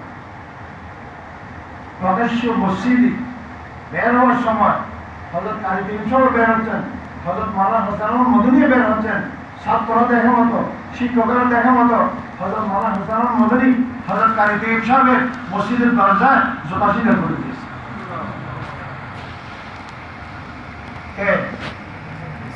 হযরত মাওলানা আর জুতা সিধা করছেন। এটা দুনিয়ার মানুষকে যারা ভবিষ্যতে কি দেওয়ান দুটুকরা করবে, ভবিষ্যতে কি তবলিগি দুটুকরা করে উম্মতকে জবাই করে দেবে, ওদের শিক্ষা দিবে। আর বলতেন खबरदार दारुल उलूम बगैर लुत्फ़े कासिमी के नहीं चल सकता। कासिम नाम जो रक्त छाड़ा दारुल देवबंद चलते पारे ना। আমি 1967 সালে তখন তো পাকিস্তান হয়ে অনেক পর আরো 20 বছর পর 30 বছর পর জামি আশরাফে যখন হাদিস পড়ি, ওই সময় হযরত খালিদ তৈয়ব সাহেব 3 মাসের জন্য গিয়েছিলেন যেন না আসে। ওই 3 মাসে হযরত মুআত্তা মালিক পরিচালক হযরত খালিদ তৈয়ব সাহেব রহমতুল্লাহ যতবার উনি চলে গেছেন বিরক্ত হয়ে, ততবার হযরত মদনী রহমতুল্লাহ ওনাকে আবার দারুন দেওবন্দে ছিল হযরত মাওলানা হাসান মদনী রহমতুল্লাহ পর্যন্ত আলহামদুলিল্লাহ দারুন দেওবন্দ এক ছিল, পুরো বেয়াদবি হয় নাই। পুরো দারুন দেওবন্দ 1 টাকা মানে পুরো উম্মত 1 টাকা, পুরো তাবলীগ সারা জাহানে কি টাকা 1 টাকা। আফসোস হযরত খালিদ তৈয়ব সাহেব রহমতুল্লাহ আলাইহি একটা শতবার্ষিকীর আয়োজন করলেন দারুন দেওবন্দের কি সঞ্চালক শতবার্ষিকী। উনি সফর করছেন সারা পৃথিবী, বাংলাদেশে আসছেন। আমি নিজে বয়ান শুনেছি যে আমি এত বড় বিশাল আয়োজন করতাম না। আমি স্বপ্নে দেখছি আম্মা আয়েশা রাদিয়াল্লাহু তাআলা আনহা সব সালার ইন্তজামের জন্য 10 টাকা নিজে চাঁদা দিয়েছে। ওই জন্য আমার সরকার দলের জন্য, কিন্তু উনি তো আমির দেওয়ান মাদ্রাসার সুরা মুদারিসে শেখুল হাদিসে হযরত মদিনার আমির তো হাজির করিতাম, যিনি মোহাম্মদ উনি তো আমির, কথা ঠিক না? আমির রেজালুস সালাহ সুরার মশওয়ারা যারা কালীকে উৎসবকে ভালোবাসেন না, এটা তো হয়তো মদিনা রহমতুল্লাহ ইন্তেকালের বহু পরের ঘটনা, শতমাস তারা ইন্দিরা গান্ধীকে নিয়ে আসলো ইয়ে থেকে দারুণ দেওয়াদের শতমাসে ইন্দিরা গান্ধী আনার কারণে সমস্ত বুঝার গান্ধী নির্বাচন থেকে নেমে গেল। এই দিনে পাশাপাশি বিরোধ হয়ে যেমন থেকে কালীকে উৎসবকে বের করা হলো, যেমন দুটুকরা হয়ে গেল। এই যে দুটুকরা আমার পিছনে মূল যে থিওরিটা পেশ করা হয়েছে সেটা হচ্ছে কালীকে উৎসবকে নাজেহাল করার জন্য, অনুশাসন করার জন্য, সুযোগ করে বের করে দেওয়ার জন্য একটা ফর্মুলা বের করলেন। বেয়াদবি আল্লাহর গুনাহ মাফ করে দিন, একটা কিতাব লিখলেন হযরত মুহাম্মদ ইয়াসুফ আলী বিজনরী রাহমাতুল্লাহ। ইসলাম ও সুরাটি শরিয়া আইজিয়াত সূরা সূরাকে আমির আসল বলে রাখছেন যে আমির সূরার অধীনে নাউজুবিল্লাহ। দারুল দেওয়ান মাদ্রাসা, এদিকে ভারতের লোকসভা পার্লামেন্ট, দেশের মেরিট এমপি যেদিকে হবে ওদিকে সরকার হবে। দিনের মেহনত কি সংখ্যার উপরে, গণতন্ত্রের উপরে? দেওয়ানকে বানানো হলো গণতন্ত্রের গোলাম। কিতাব লেখা হলো সূরা হাকিম, আমির মাহকুম, সূরা অধীনে আমির, আমির অধীনে সূরা প্রধান। এই কথা কিতাব লেখানোর পরে ভয়াবহ দুর্ঘটনা করে যেমন দুর্ঘটনা হলো অমর দুর্ঘটনা হয়ে গেল। সেই একই বিষয়, ওই একই গোষ্ঠী আজকে 50 বছর পরে ওই একই চিঠির উপরে যে সূরা আসল আমি সূরা অধীন। 50 বছর পরে এই আঘাতটা আসলো। 50 বছর আগে, 40 বছর আঘাত আসে দারুণের উপরে। কিতাব লেখা 50 বছর আগে, ওই কিতাব লেখা 50 বছর পরে এই একই আঘাতটা আসলো, একই হালকা থেকে, একই তপকা থেকে, একই গোষ্ঠী থেকে তবলিগের উপরে এসে আজকে সারা জাহানের উন্মোচিত হচ্ছে। এগুলি বলার বিষয় নয়, এগুলো অত্যন্ত অপছন্দনীয় কথা, কিন্তু আফসোস যেহেতু আঘাত পেয়েছি অতএব এটা যেহেতু আগুন ধরে গেছে ঘরে ঘরে। আপনার জমহুর উলামা ফতোয়া দিচ্ছেন যারা হযরত মাওলানা সাহেব সাহেবকে মহব্বত করবে তাদের মোতালা হয়ে গেছে। মসজিদ থেকে বের করে দিচ্ছেন, মাদ্রাসা থেকে বের করে দিচ্ছেন, শিক্ষকদেরকে বের দিচ্ছেন, ছাত্রদেরকে বের করে দিচ্ছেন। হাজার হাজার মসজিদে পুরানা 10, 20, 30, 40 বছরের দাওয়াতের পুরানা সাথীদেরকে মসজিদে আমলে যোগতে দিচ্ছেন না। কথা দিচ্ছেন না? উম্মতের উপরে এর চেয়ে বড় জুলুম আর কিছু হতে পারে না। এটা তো কোটি কোটি মানুষ হত্যা করার চেয়ে বড়।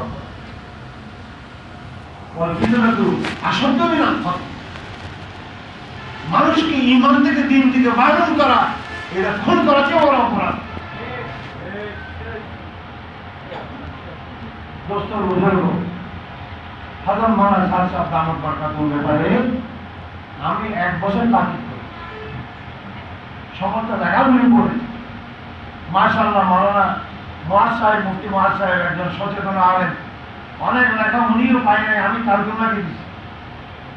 আমি জানার চেষ্টা করি ভাই বলেন না উনি ভুল করছে। আমরা তো বলছিলাম যদি ফেরেশতা উনি জীবিত, উনি মানুষ তো। 1 বছর তাকিদ অনেকদিন চিন্তা করি, কিন্তু তাকিদ চূড়ান্ত না হওয়া পর্যন্ত মুখ খুলি নেই, বেয়াদবি করিনি। বেয়াদবি না করার কারণে 1 বছর পরে যখন নাকি তাকিদের 1 বছর পরে যখন ইস্তেমা কাছে গেল, বেচাইন কি করবো কিছু করতে পারলাম না। একটা মজমুন লিখলাম ফতোয়ার মতো 12 পৃষ্ঠা, পরে আরো ভালোই 19 পৃষ্ঠা করেছি। এরপরে ইস্তেখারা করলাম, জ্বালা পড়া শুরু হয়ে গেল। যেহেতু জবান সামলাইছি কার ব্যাপারে, হযরত আবু বকর সিদ্দিক রাদিয়াল্লাহু আনহু আওলাদের ব্যাপারে জবান সামলাইছি। যেহেতু হযরত নবী রাহমাতুল্লাহ আওলাদের ব্যাপারে, রক্তের ব্যাপারে জবান সামলাইছি। যেহেতু হযরত মাওলানা ইউসুফ রাহমাতুল্লাহ কলেজের টুকরো রাতের ব্যাপারে জবান সামলাইছি। তখন আল্লাহ রাব্বুল আলামিন আমার কাছে স্বপ্নে 2 জন নবী পাঠাইলেন। প্রথম ভাগ, এরপরে আমি আল্লাহ রাব্বুল আলামিন আমাকে হুকুম দিলেন যে 7 হুকুম করে অনেক সময় আওয়াম ভাইরা বা আলেমরা বুঝি শুনে বেয়াদবি করবে বিদায় অনেক মুরব্বীরা বলে এই শব্দগুলি না বলে ভালো হতো, কিন্তু বলে যে ফেটে যায় এগুলি না বলে করতেছে না এগুলি। ওলামায়ে কেরাম লড়াই সাদের বিরুদ্ধে নয়, এই লড়াই খোদার কসম লড়াই আপনারা করতেছেন আল্লাহর বিরুদ্ধে।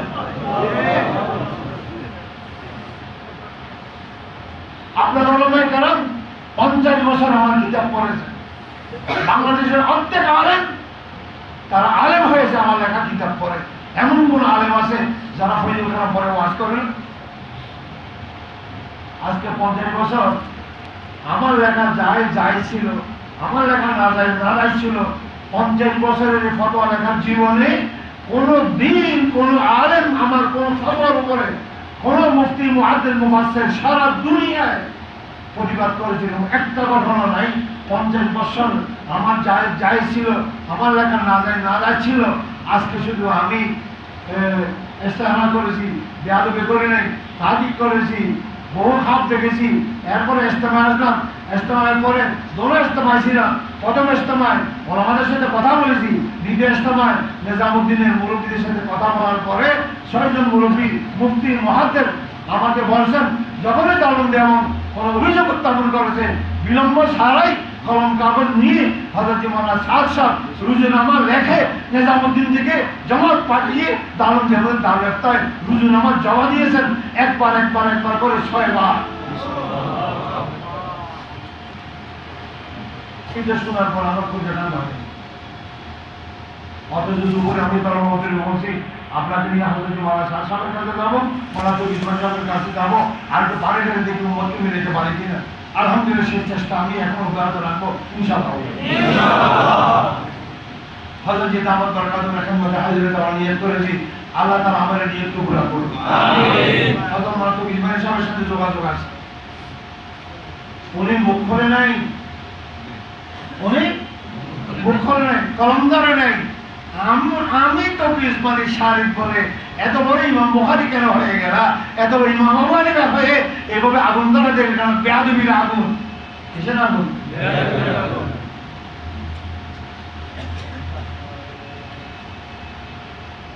উনার সঙ্গে হযরত মাওলানা ইব্রাহিম দেওয়ালা দাওয়াত বরকাতুম দেখা করেছেন, আপনারা তো জানেন।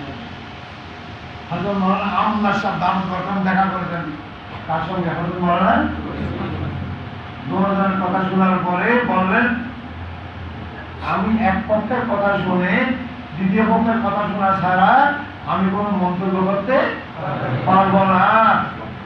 এটা তোমরা মাওলানা আব্দুল মালিকের মহান ওস্তাদ, তাদের সারা পৃথিবী মেনে নিয়েছে ওনার কথা এটা। আর তোমরা ওড়িও ভিডিও আরবি বাংলা উর্দু যা আছে একবারে এখানে জোর বলে সেটাই দিয়ে দিয়ে দিয়ে দিয়ে আমাদের মাসুম বাচ্চাগুলি যেভাবে লাখ লাখ ছেলেকে বেয়াদব মানে কি বিএনপি আমরা তো এরকম প্রদর্শনী করে করে, হ্যাঁ এইভাবে স্মরণ করে করে পুরা দেশের মধ্যে ঘরে ঘরে তোমরা আগুন করে। আল্লাহর কাছে বিচার হবে না? এই লড়াই করছো আল্লাহর বিরুদ্ধে, আল্লাহর বিরুদ্ধে। আলহামদুলিল্লাহ হযরত যে দাওয়াত বরকাতুম কারো ব্যাপারে খুশুসি মজমায়ে কারো ব্যাপারে হযরত যে বুঝেন মুখ করছি না, কিন্তু কলিজার যে আঘাত দিচ্ছ, জুলুম করছো, এই সময় পুরো উম্মতের মধ্যে মুনার মতো এত বড় মজলুম দুনিয়াতে আপনি দিয়ে আসো। অতএব খোদার কসম আল্লাহ রাব্বুল আলামিন ওনার সঙ্গে আছে, যারা ওনাকে মহব্বত করেন। আলহামদুলিল্লাহ আল্লাহ তাআলার নুসরত, আল্লাহর গায়বী মদদ, আল্লাহর গায়বী সাহায্য, আল্লাহর কোটি কোটি ফেরেশতারা আপনাদের ডানে বামে সামনে পিছনে ইনশাআল্লাহ আপনাদের সাথে আছে, আমাদের সাথে আছে ইনশাআল্লাহ।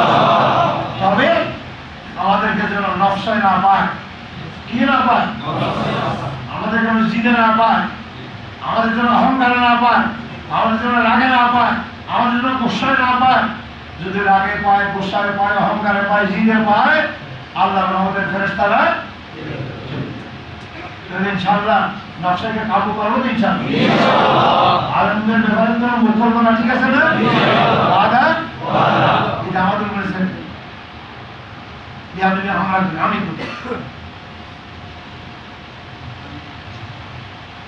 আমার উপরে ফরজ ছিল হযরত মাওলানা আবু শরীফ সাহেব দাওয়াত বরকাতুম, উনি তো সবার বড় নাকি? উনি তো সবাই বড়, উনার ব্যাপারে বেয়াদবি করা আমার খরচ ছিল, বেয়াদবি আমি করেছি, কিন্তু সেই বেয়াদবি আপনারা করবেন না, করবেন? আপনারা করবেন, আপনারা করবেন না। যেখানেই পাবেন আলেম আপনাকে গালি দিয়ে, আপনার ছেলেকে বের করে দিয়ে, ওই আলেমের পায়ে ধরে সালাম করেন, পায়ে ধরে সালাম তো নাই, কত করছি বলবে নিজাজন নিয়ে, হ্যাঁ দোয়া নেব, ঠিক আছে না ইনশাআল্লাহ? আমরা কোনো আলেমকে গালি দেবো না, জিদ পুরাবো না, গোসা পুরাবো না, প্রতিশোধ নেবো না, বের করতে বের হয়ে যাবো, যেখানে সুযোগ পাই সেখানে মশলার মধ্যে কাজ করবো ইনশাআল্লাহ। আল্লাহ তুমি মজমাকে কবুল, আল্লাহ যে সমস্ত কথা বলা উচিত নয় আমাদের আকাবেরা আল্লাহর জন্য করেছিলেন, বারো হবে কি হবে না, কিন্তু সেটা জেদ করে হযরত মদিনা আমাদের দুনিয়া থেকে যাওয়ার পরে কাসেম নানকবীর আওলাদকে দেওয়ান থেকে বের করা হলো। আজকে 80-90 বছর পরে ইলিয়াস রহমতুল্লাহ এই মহান মুবারক মেহনতের ইলিয়াস রহমতুল্লাহর আওলাদকে, হযরত ইউসুফ নবীর আওলাদকে, আবু সিদ্দিকের আওলাদকে আজকে ভাবে ওনার উপর আঘাত এনে জুলুম করে এর ভিতরে আজকে উন্নতি হতে হবে। আল্লাহ তুমি তাদের সবাইকে হেদায়েত দাও, আমিন। আমাদের হেদায়েত দান করো, আমিন। আল্লাহ আমাদেরকে নফসের উপরে কাবু পাওয়ার তৌফিক দান করো, আমিন। ওটা আমরা মানুষ, ওটা তুমি আমাদের কঠিন পরীক্ষা দিয়ে দাও, ওটা তুমি তৌফিক দাও আল্লাহ, আল্লাহ তুমি তৌফিক দাও আমাদের, আয় আল্লাহ আমাদেরকে মাফ করে দাও, আমিন। খোদা এরকম বেয়াদবি পৃথিবীর কোথাও হচ্ছে না, আয় আল্লাহ আমাদের ওমর ভাইদের বেয়াদবির কারণে তুমি আসমান থেকে আল্লাহ তুমি গজবের ফয়সালা করবে, আল্লাহ আমরা ক্ষমা চাইতেছি, আল্লাহ আমাদেরকে মাফ করে দিও, আল্লাহ যারা বেয়াদবি করছে তাদেরকে মাফ করে দিও, আল্লাহ আমাদেরকে মাফ করে দাও, আল্লাহ আমাদেরকে মাফ করে দিও, আল্লাহ এই দেশটাকে তোমার গজব থেকে রেহাই দাও, আল্লাহ আল্লাহ পুরো উম্মতকে হযরতের পিছনে কবুল করে দিও, আল্লাহ আল্লাহ হযরতের ভাইদের গজব ভাই কিছু তশকিলি কথা হওয়া দরকার, আমি এক বিষয় করতে চাই না, আল্লাহ আমাকে আপনাকে সবাই গেল, আমি আপনাদের একজন, আমার 75 বছর বয়স, এই বাংলায় আমাকে চিনে এরকম আলেম কে আছে, কিন্তু আফসোস এই বিষয় নিয়ে তাগিদ করার জন্য না আমাকে কোনদিন ডাকলেন না, অথবা আমাকে হেদায়েত করার জন্য কোনদিন আমাকে আসলেন, আমাকে ডাকা উচিত ছিল না, অথবা আমাকে হেদায়েত করার জন্য আসা উচিত ছিল না। আরো যে সমস্ত আজে বাজে কথা তাগিদ ছাড়া একজন বড় আলেম পীর শশী জীবনের যে কথা আছে আমাদের বাড়ির তো বিকের ব্যাপারে কথা বলার আমি যদি না কথা বলতে হবে, হ্যাঁ উনি মুসা ইসলাম সম্পর্কে এরকম বলছেন, তখন আমি ধমক দিয়ে বললাম বেয়াদব চুপ, মুসা ইসলামের ব্যাপারে যেটা বলছেন এই ধরনের কথা হযরত মোহাম্মদ সাদ সাহেবের মতো হযরত মুফতি শফি সাহেবও বলেছে, তো মুফতি শফি সাহেবকে কাফের বলছো বলে না, আচ্ছা ঠিক আছে, তারপরও তো হযরত জি আমার মতো মুফতি শফি সাহেব বলছে, তফসির লেখতে অন্যান্য ওলামারা বললেও হযরত জি ফৌরান রুজুনামা লেখে তোমার আমার লেখে দেওয়াতে পাঠিয়েছি কিনা, আমি পাঠিয়েছি কিনা, যেমন এই রুজুনামা কবুল করছে কিনা, সেই পুরানা বাসি কথা নিয়ে আজকে যুবকদেরকে বা উস্কানি দিয়ে আমার সাথে বেয়াদবি করার চেষ্টা করছে সুশীল মাদ্রাসা, যে আমার নাতির বয়স তার। আচ্ছা উনি আরেকজন চট্টগ্রামের ওখানে বড় আলেম, বড় মাদ্রাসার নায়েব মোহতারাম, উনি তো তাকিদ করে নাই, আমি একটা লেখা শুরু করে 3 মাস আগে, ওইটার অপেক্ষায়, ওই আমার লেখার অপেক্ষা থাকবেন কেন? মারা সাথ সাথ কি ভুল কথা বলছে, যেমন কি অভিযোগ করছে সব জোগাড় করেন না, শোনেন না বয়ানগুলি, এটা তো একজন হক্কানি আলেমের দায়িত্ব, কথা কি না? এটা না করে এত বড় আলেম, এত বড় মোহতারাম, এত বড় আমাদের জীবনে মাওলানা সাহেবের অ্যালাউ নাই, মাওলানা সাহেব বুজুর্গদের সবক পাইনি। এইরকম যদি হাস্যকর শিশুসুলভ কথা আলেমরা বলে, আর এগুলি বলে বলে ছেলেদের উস্কানি দিয়ে দিয়ে মাদ্রাসায় এবং আগুন করে দিয়ে বাংলাদেশে আগুন করে দিয়ে ফুল উম্মতকে টুকরা করে দিয়ে ইত্তাকুল্লাহ আইয়ুহাল উলামা, হে আলেম সমাজ আল্লাহকে ভয় করো, লড়াই করছো আল্লাহর বিরুদ্ধে, সাহাদের বিরুদ্ধে। আল্লাহ আপনাদেরকে রহম করুন, আল্লাহ আপনাদেরকে সেই সমাজ দান করুন। আমাকে আপনারা থামাতে পারবেন না, পারবেন ওই যে চিন্তা করবেন আমাকে থামাবেন, ওই শক্তি আপনাদের নাই যে কয়েক লাখ বা কয়েক কোটি আলেম কোটির কাছাকাছি হলেও হইতে পারেন বা 50 লাখ, আরো যদি কয়েক কোটি হায়ার করে সারা পৃথিবীর থেকে আনেন আমাকে থামাইতে পারবেন না, আমাকে থামাতে পারবেন না। আমার মাদ্রাসার মাহফিল বন্ধ করেছেন, বেয়াদবি কিনা? মাদ্রাসার উপরে জুলুম কিনা? দিনের উপরে জুলুম কিনা? অপরাধী ওখানে মৌলানা আহমদ কি দিয়ে শাসা হবে, তো মৌলানা আহমদ কি দিয়ে শাসা আসলে অপরাধ কি? মজমা না বললেও বড় বড় আমরা জিজ্ঞাসা করবে মরার জন্য মুখোমুখি, আচ্ছা একটু আমাদের মারা সব সম্পর্কে বলেন, তোরা বলবে দারুণ যেমন লক্ষ্য যে আমরা তো সবাই হয়তো মারা সাহেবের সাথে পুরো হিন্দুস্তানে কাজ করতেছি, এটা যেহেতু বলবে ওই ডরে ওই জন্য হয়তো আমাকে শাহ সাহেব আমার সাথে নাতি ওনাকে আমার মাহফিলে আসতে দেয় নাই এবং আমার মাহফিল বন্ধ করে। আমি কোনোদিন হার মানি নাই জীবনে, কোনোদিন কোনো সত্যি আমাকে হার মানতে পারে নাই, কিন্তু যখন পুলিশ এসে প্যান্ডেল খোলে নির্মাণ নিয়ে যায় আমাকে বারবার মোদারের কাগজের শোনায়, আমি মসজিদে আমলে আছি ওই ওগুলো আমি কানও নিয়ে গেলাম। ভাই কেন আমার মাদ্রাসার উপর জুলুম করলেন? হ্যাঁ, এইটা সুরা পাটির কাজ বলেন, এটা কি আলেমদের শান? এর আগে হাজার মানা সালমান নবী দুনিয়া খ্যাত অনেক বড় আলেম নাদুল ওলামা, উনি আসতে চাইছিলেন 5-6টা মাহফিলে, অনেক আসতে দেওয়া। আল্লাহ তাআলা আমাদের রহম করুন, আল্লাহ আমাদের দয়া করুন, আল্লাহ আমাদের সবাইকে মাফ করে দেন। দোয়া তসলিমের পরে হবে, এই কিছু জরুরি কথা বলে ভালো হবে। আমি আছি, ওলামা ইকরামও আছেন, আল্লাহ আমাদের রহম করুন। ভাই আমরা বেশি বেশি করে তওবা করুন, ঠিক আছে না ইনশাআল্লাহ? আর এই ফিতনা থেকে রেহাই পাওয়ার জন্য আল্লাহর কাছে বাঁচার জন্য দুটি জিকিরের কথা আমি বেশি বলি। একটা হলো বেশি করে ইস্তেগফার করা। ইস্তেগফার আস্তাগফিরুল্লাহ আল্লাযী বলেন লা ইলাহা ইল্লা হুয়াল হাইয়ুল কাইয়্যুম ওয়া আতুবু ইলাইহি আস্তাগফিরুল্লাহ আল্লাযী লা ইলাহা ইল্লা হুয়াল হাইয়ুল কাইয়্যুম ওয়া আতুবু ইলাইহি আস্তাগফিরুল্লাহ আল্লাযী লা ইলাহা ইল্লা হুয়াল হাইয়ুল কাইয়্যুম কোরআনে আল্লাহর ওয়াদা আছে, ও আমার হাতে আর হাবিব তুমি দুনিয়াতে থাকলে তোমার উম্মতকে আযাব দেব না। ও আমার প্যারা হাবিব তুমি না থাকলেও তোমার উম্মত যদি আমার কাছে ক্ষমা চায়, ইস্তেগফার করে, আমি আল্লাহ ওয়াদা করছি তোমার সঙ্গে তোমার উম্মতকে আমি আযাব দেব না। তবে অন্যান্য জিকির সকল আমাদের সঙ্গে বেশি বেশি কি করবো? আর ইন্নালিল্লাহ বলতে শুধু বাপ মরছে, মা মরছে, বন্ধু মরছে, ইন্নালিল্লাহকে বলতে হবে জিকির। কোরআনের ওয়াদা আছে, উলাইকা আলাইহিম সালাওয়াতুম মির রাব্বিহিম ওয়া রাহমা ওয়া উলাইকা হুমুল মুহতাদুন। যারা বড়সড় দ্বীনের উপরে আঘাত আসা, এটা তো 100 কোটি বাম মারা দেওয়ার চেয়ে বড় আঘাত। কত বেশি ইন্নালিল্লাহ করতে হবে। আমার ওয়াদা কি? আল্লাহর যত খুশুসি রহমত আছে, আল্লাহর যত আম রহমত আছে, সব আল্লাহ নাযিল করবেন যদি আমরা বেশি বেশি কি বলি ইন্না লিল্লাহি ওয়া ইন্না ইলাইহি রাজিউন, ইন্না লিল্লাহি ওয়া ইন্না ইলাইহি রাজিউন, ইন্না লিল্লাহি ওয়া ইন্না ইলাইহি রাজিউন। আমাদের আমল বন্ধ করে দিয়েছে, কি করব? ইন্না লিল্লাহি ওয়া ইন্না ইলাইহি রাজিউন। আমাদের তো মসজিদ থেকে বের করে কি করব? ইন্না লিল্লাহি। আমাদের সাথে মাদ্রাসায় বের করে দিয়েছে, কি বলবো? ইন্না লিল্লাহি। আমাদের মধ্যে গাড়ি থেকে ডিসের কাছে কি বলবো? ইন্না লিল্লাহি।